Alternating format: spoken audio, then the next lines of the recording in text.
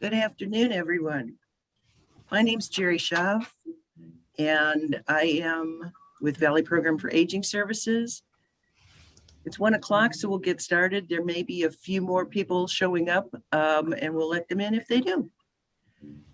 So a couple of things. One is please mute your phone, your microphones, unless you have a question to ask. And also just a brief note on why we asked you for the information we did when you registered. It's so that we can count your no's when we go back to the feds and ask for reimbursement for the cost of the program. For everyone who has attended the program, we are going to be mailing you a hard copy of the 5 Wishes document at no charge. And I would suggest that you were emailed a sample copy of the document, and that at some point down the line, you either print that or make a copy of the hard copy when you get it. Because if you are anything like me, you will be thinking about this and continue to think about it. And at some point, you're going to change your mind, or you're going to think of something you've forgotten. So we do 5 Wishes every year on National Healthcare Decision Day, which is generally on April 16th, the day after the tax filing deadline. That didn't work this year because it was a Saturday, but this year the tax filing deadline was yesterday, so it still works. And the reason is that there's, as Benjamin Franklin said, nothing certain in this life but death and taxes.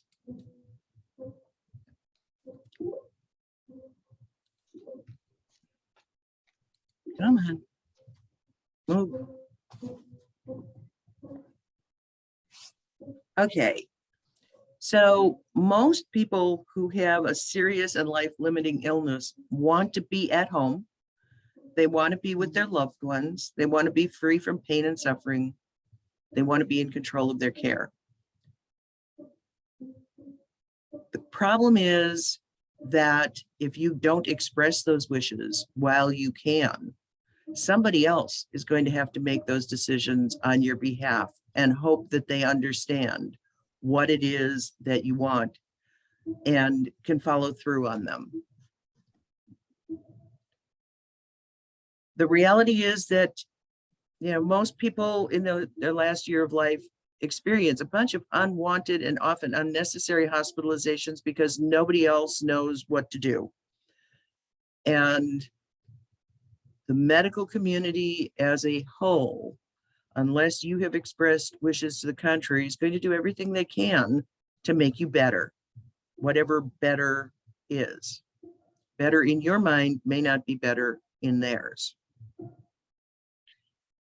Most people, even people who are seriously ill, haven't talked about their wishes, haven't documented their wishes. It's a kind of an ew kind of subject to be bringing up with family. It's a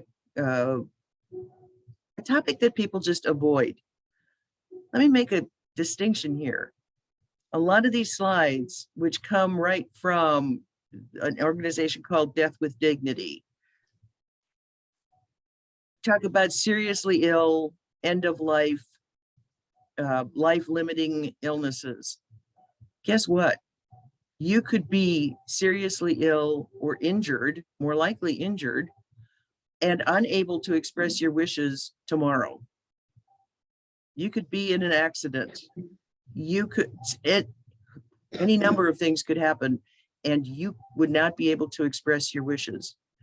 So it's not just for the last, when you've received a terminal diagnosis. It is for everybody. If you're thinking about it, it's time to do it. And for most people, it is, in their minds, too early to do this until it becomes too late. Lots of people only go into hospice in the final hours or days of their lives, if ever, which is for people who advocate for hospice is such a shame, because they can really, hospice care can really improve the quality of life for people in the last 6 months or even longer of their lives, and make their lives work as closely as possible as to the way they want them to work.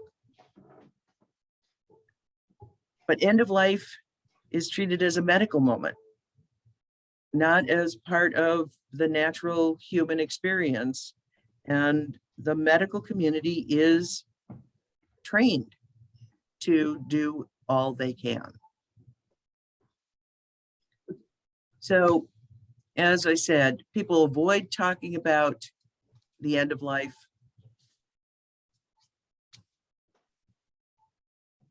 Thank you.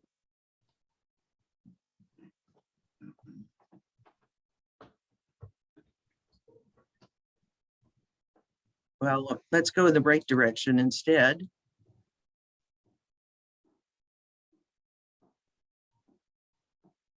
If they do talk about it, and my mom, from the time I was little, said, and she had been a nurse, said, if I'm all hooked up to tubes and plugs and stuff, I want somebody to trip over those tubes and plugs at some point when there isn't a medical professional in the room. But she never wrote it down until very late in her life, when her children just kind of leaned on her a lot and said, you need to do this. So 5 wishes it's easy to use. It's written in everyday language. It gives your family peace of mind.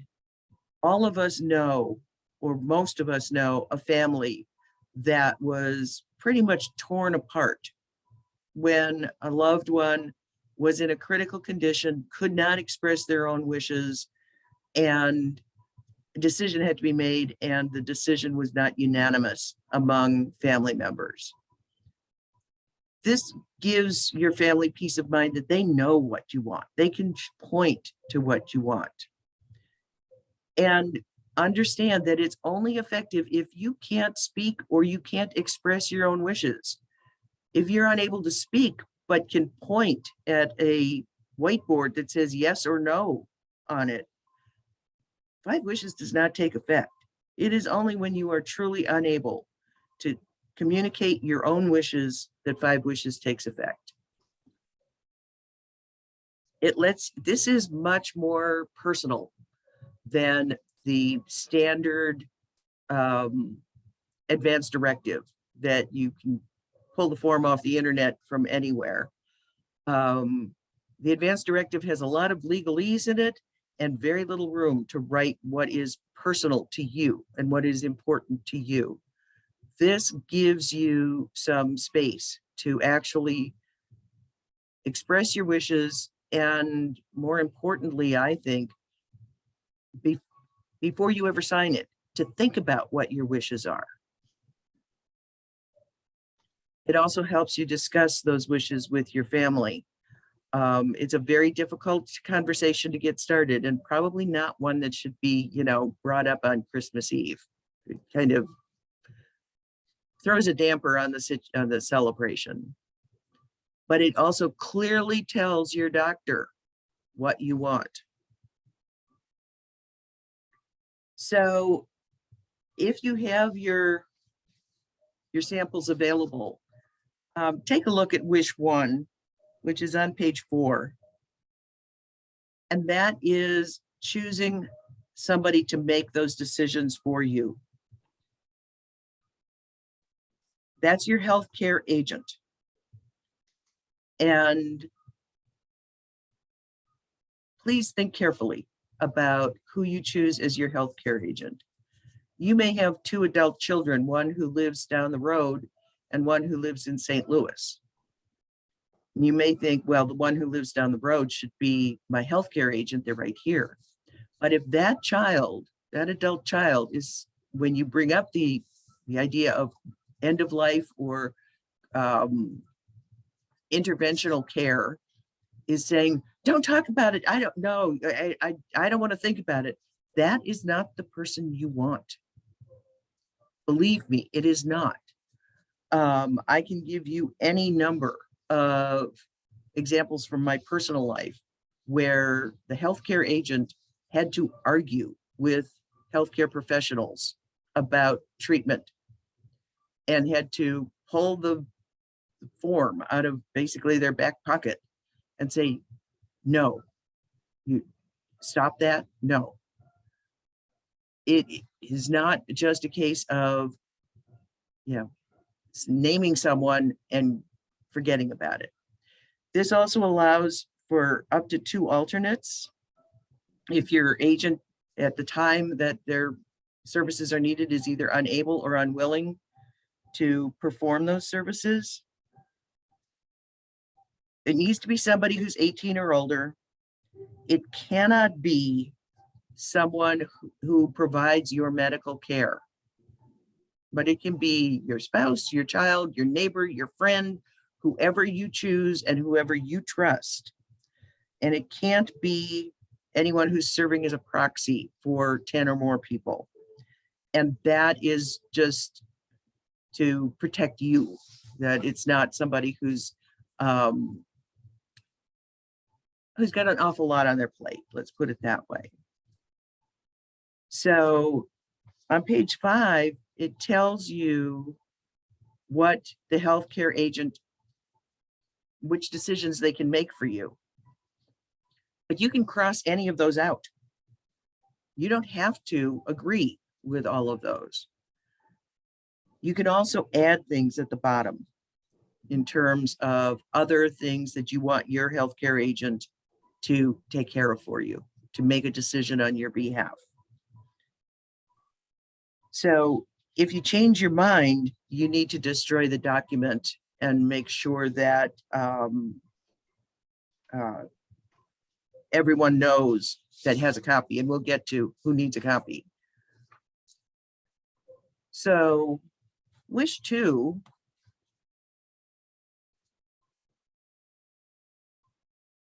and this is just reiterating what I said. There are some people who should never be your agent, and it deserves a conversation. But wish 2 is the kind of medical treatment you want or you don't want. So it has pain control, life support. Life support means different things for different people. Does it mean just intubation and a ventilator, or does it mean a feeding tube? Does it mean IVs, or doesn't it? It provides some examples of what kind of life support you want or don't want. And it gives you a space to write what life support means to you, and a space to write instructions based on your personal beliefs. It also gives some examples of when you want, what situations you consider to be where you can't express your own wishes. For instance, if you're in an accident and in a coma and you can't express your own wishes, your decisions may be different than if you are in a coma because you are in the last stages of brain cancer and you're not expected to recover. There may be other conditions depending on your personal situation where you don't want to be kept alive, or where you do. And so this document really does allow you to make those wishes known and make those decisions easier for your healthcare agent. Wish 3 is how comfortable you want to be. And there's a whole raft of things here. Again, this is very personal. My sister, when she was sick, wanted hot and cold running handmaidens. She wanted lots of people in attendance on her. When I'm sick, I want to crawl in a hole and pull it in behind me, and I want to be left alone. So in my sister's case, she would be very upset if there wasn't someone with her all the time, preferably 3 or 4, preferably with music on and, oh, did anybody bring snacks? For me, it's go away, leave me alone. My husband, my son, that's it. Hold my hand. You don't have to talk to me. But that's, you know, you need to know yourself and what you would want to make your comfort as close to what you would like as possible.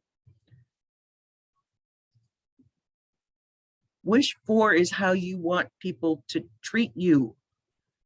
So again, this is very personal choice. You know, do you want the radio on? Do you want people with you? Do you want people praying with you? Do you want to be left alone? Do you want, if you're the end of your life is near, do you want to be in a hospital or a facility of some sort, or do you want to be at home? And that's a very big choice that people don't think about a whole lot until you can't make a decision anymore because they're not going to move you when you're a few hours or days from death. I know my family, my immediate family, and my immediate family is going to be better off at the end if I am in a facility of some sort when I am dying, rather than dying at home. There are other people who would not think of, if they had a choice, dying anywhere but home. So that is a decision you need to make. And you need to express what that is. Wish 5 is extraordinarily personal. You know, do you want to be forgiven for things that you've said or done? Do you forgive people for what they've said or done? Wishes for your family, wishes for how you would like your memorial or burial service, how you would like, would you like to be buried or cremated? Personally, I think I'm going to change mine. And just as an aside, it took me almost 6 months to get mine done. But I think I may be changing mine and donate my body to the Body Farm, which is at VCU and allows forensic students to observe what happens with the decomposition of a body. If you are concerned and if you care about how your memorial or funeral service is run, held, and what it includes, what it doesn't, here's a place to write it down. And I have seen in my family some very personal, touching memorial services because the person who had died expressed their wishes. I want that James Taylor song. I don't want flowers. You know that I didn't like flowers in my house. Why would I want them at my memorial service? So here's a place to kind of make all of those things clear to the people who are going to have to actually make the decisions on your behalf. So now you get it signed. You need to have your signature witnessed. The booklet is put together in such a way that you can have your signature witnessed by 2 witnesses without them ever seeing what your wishes are. You can fold it so that all they are seeing is the signature page. Your witnesses can't be a health care provider or someone who is on the staff or owns a long-term care facility or a hospital. It can't be anybody who's financially responsible for your care, employee of a health insurance company or a life insurance company. It can't be anybody who's related to you by blood or marriage. This is just your witness that is witnessing your signature. And it can't be a creditor.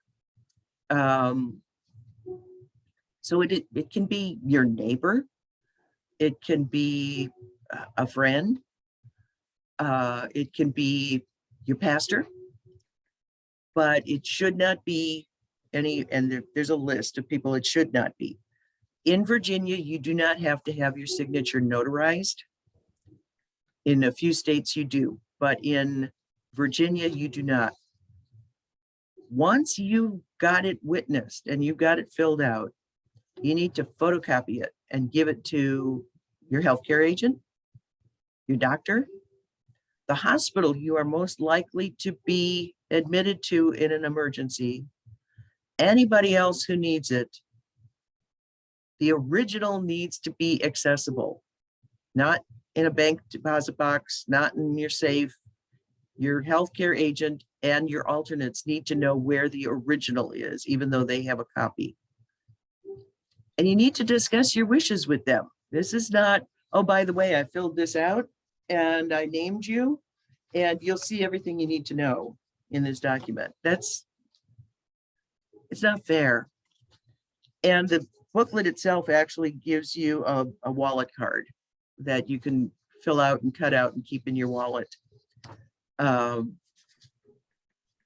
that people, say emergency personnel, will know that you have completed a 5 wishes form.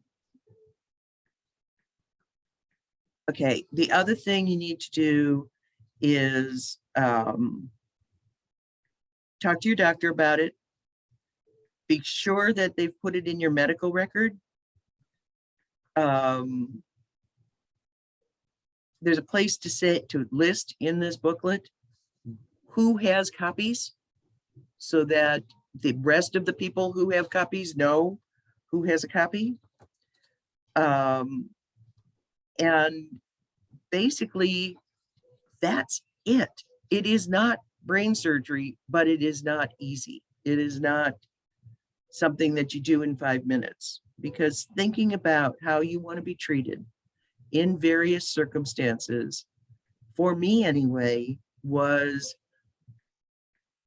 quite an adventure and quite a kind of deep dive into what I truly believe and what's important to me and what's not important to me.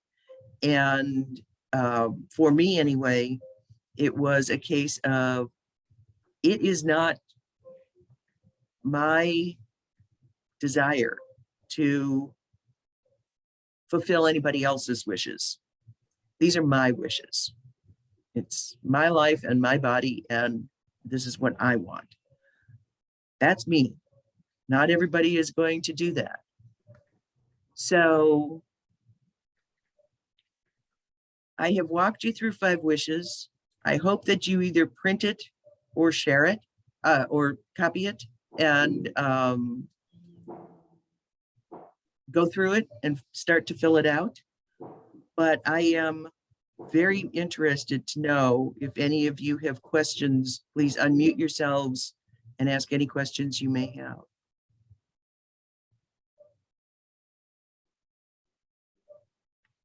Are you fine? Yes. Yes, sir. Ma'am. Ma'am. Yeah, I got a new haircut. It's a little short. And you're in a teeny tiny little picture on my screen. So. Oh, okay. I have 2 family members, my sister and my son, and then I have a daughter, but we've been estranged for years on her part. But none of them want to be to do this. I mean, to be my, whatever you call it, my designated agent. Your agent, yeah. That's when you look for someone who you trust, who is willing to be your agent. But they're all so much older than, I mean, they're older people. and it's more likely that they won't be here. They won't still be alive when I get to that. And that's not a particularly unusual circumstance, but please don't name one of those people who says, no, I'm not willing, because that's going to mean that your wishes really aren't fulfilled, because they won't be willing to argue for you if they need to. Um, Well, my son's willing, he knows what, we've talked about my wishes and stuff. He's 34, but none of them live in Virginia. And okay, one of the things to think about is you're also going to give a copy of this to your doctor. yeah, You're going to give a copy to the hospital, and they are bound to abide by your wishes. okay. And I would say, you not only take the copy and say, I did the 5 wishes, here's the advance directive, Mhm. but say, I need you to look at this Yeah, so that it doesn't just get scanned into your chart and your doctor doesn't really understand or hasn't taken the opportunity to look at what your wishes are. now do I have, I had this one, I'm at Centera South Main is my PCP, but the doctors that I've had are there for 2, maybe 3 years, and then they leave, and then I have to pick somebody else that's new there, and then they only stay a couple of years because they don't like Virginia, and then it's It's not there's no simple. stability to it. Right. And I understand that. My mother had a saying that every time she got a new doctor, she'd say, I hope you're not planning on staying long, because every one of my geriatricians leave after 2 years and I have to break in a new one. Yeah. So it's not easy, but to make sure that it's in your record, because that'll stay in your chart Okay. for starters. And think about if there is someone who, your son, for instance, who would be called, who, even if Yeah. he's not willing to, Right. He'll be called. and even if he's not willing to be really, really strong and kind of insert himself, is willing to say, she has an end of life 5 wishes document in her chart. I want you to go find it. Okay, good. Thank you. You're welcome. Someone else have any questions? I do. Yes. On page 4, you mentioned the serving as an agent or proxy for 10 or more people. Right. So in other words, if someone's been named on someone's document and they're not a spouse or close family member, once they hit 10, they're no longer valid? Or is that just saying that's a bad choice because they might be pretty busy? It's a bad choice. It's a bad choice. Yeah.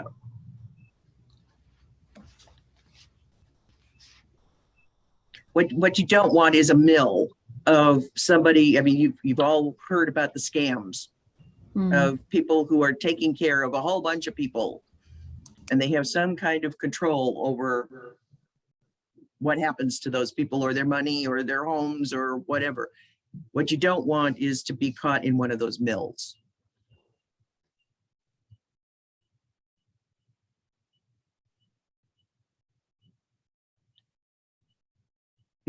Yes. I just wondered, oh, I can't tell. Oh, yeah, I guess I'm unmuted. Can you hear me? Yes, we can. Yeah, I don't currently have any regular contact with anyone at Centera, which is our hospital. I have had treatments there as an outpatient a few different times, but no ongoing connection. So who should I give the 5 wishes to? I would call the hospital, possibly medical records or patient advocate, Okay, and say, I want to have a copy of my advance directive put into my chart, because if you've been there at all, they've got a chart on you. They'll hold on to it for 10 or 12 years at least. And the patient advocate might be the best place to start, because they can kind of grease the wheels instead of you getting transferred from pillar to post. oh, okay. So there is a patient advocate office in the hospital. There is yes, they are required by Medicare, if nothing else, to have a patient advocate. Is it better to do this, then do the standard DNR order, which my husband has. Do not. A DNR is different from this. This is the equivalent of what's called an advance directive, or sometimes called a living will. Mhm. A DNR must be executed by a physician with the patient. And that is for people who are in a particular stage of their life where it is likely that they will suffer a crisis from which they do not want to be resuscitated. In other words, they don't want any CPR done. They don't want anything done. That is a whole different document, and it must be executed with a physician. Yes, his doctor said, I think he will ask this of a patient that's over 80, which my husband is, but I'm not quite yet. And it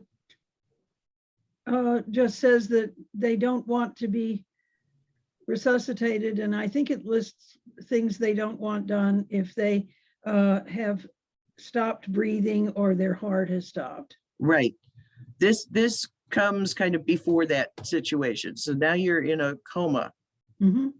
but you could live for another 3 months in that coma. What do you want? So it's good to have both. It absolutely is. It absolutely is. Thanks.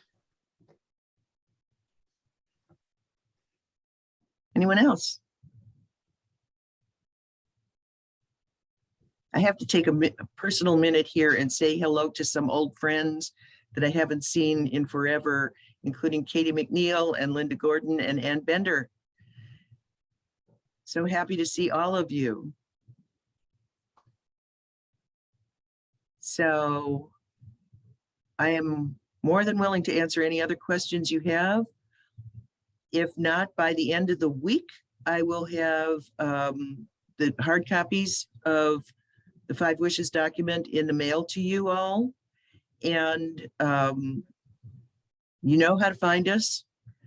Call your local VPAS office. My name's Jerry Schaff. And just let us know. We will be putting this, an edited version of this recording.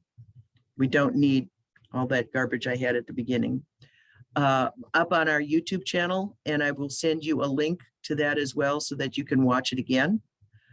And we will offer this at least once a year. Generally, we offer it twice a year, usually right around Healthcare Decision Day in April, but often we offer it again in January, because when the holidays come around, families who don't see each other often see each other, and they notice changes and they notice differences, and they start to talk about these things. And so we often offer it in January, but just stay tuned and we will certainly publicize it as the next time we offer it.